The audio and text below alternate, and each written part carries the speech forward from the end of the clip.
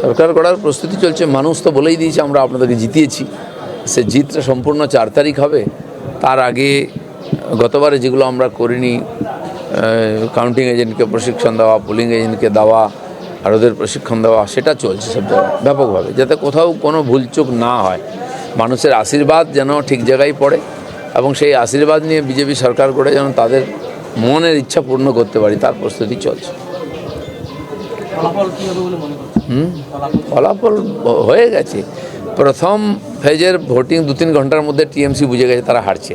তখন থেকে ড্রামা শুরু হয়েছে। শেষের দিকে গণ্ডগোল করার চেষ্টা করেছিল, তাদের নিজস্ব এলাকা যেটা জিতে আছে সেটাও করতে দেয়নি নির্বাচন কমিশন। এখানে করেছিল গণ্ডগোল, সেখানে রিপোলিং হচ্ছে। তো সমস্ত রাস্তাই বন্ধ করেছে। একটাই হচ্ছে ইলেকশনের দিন, কাউন্টিংয়ের দিন কিছু গণ্ডগোল করতে পারে, কারণ এখানেও তো একটা ডোনাল্ড ট্রাম্প আছেন, তিনি পরাজয় মানবেন না।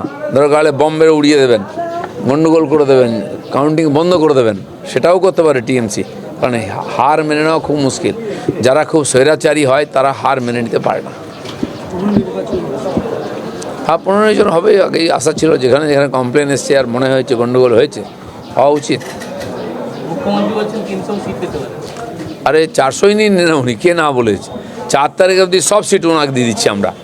4 তারিখ দুপুরের পর থেকে আমরা জিতবো, আমরা সরকার গঠন করব।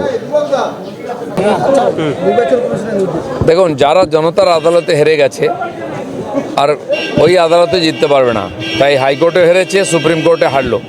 উল্টো পাল্টা দাবি নিয়ে খালি মিডিয়া গরম করা আর কর্মীদের মনোবল বাড়াবার জন্য চেষ্টা করেছিল মমতা ব্যানার্জি। কোর্ট এতে রায় দেবে না, কারণ পশ্চিমবাংলার নির্বাচনী যে সংস্কৃতি, এটা সম্বন্ধে সবাই জানেন কী ধরনের সব জায়গায় চুরি হয়, রিগিং হয়। তাই নির্বাচন কমিশন লোকের কমপ্লেনের ভিত্তিতে এই ডিসিশন নিয়েছেন, তার বিরুদ্ধে আদালত যাবে না। হয়ে গেল ট্রেনিং, হয়ে গেল ট্রেনিং।